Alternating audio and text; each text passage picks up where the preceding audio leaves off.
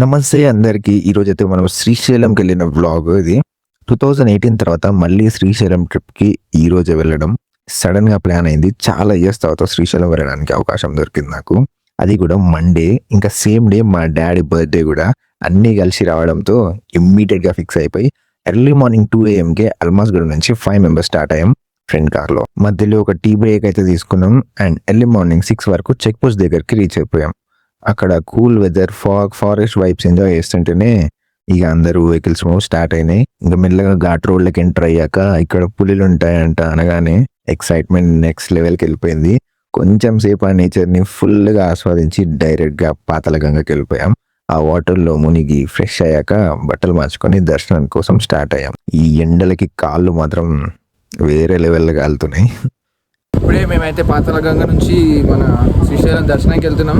మాతో పాటు mister belly Ganesh Yadav కూడా ఉన్నారు. ఇక్కడ కాళ్ళు అయితే రప్ప కాలుతున్నాయి.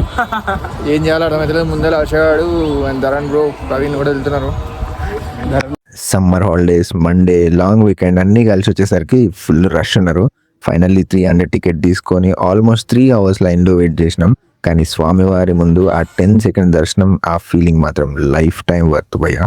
తర్వాత గణేష్ మహారాజ్కి దర్శనం చేసుకొని పీస్ఫుల్గా మళ్ళీ హైదరాబాద్కి రిటర్న్ అయిపోయాం. కొన్ని జర్నీస్ సడన్గా ప్లాన్ అవుతాయి కానీ మెమరీ లైఫ్ టైం ఉంటాయి. ఇది అలాంటి ట్రిప్ అని నేను అనుకుంటున్నాను.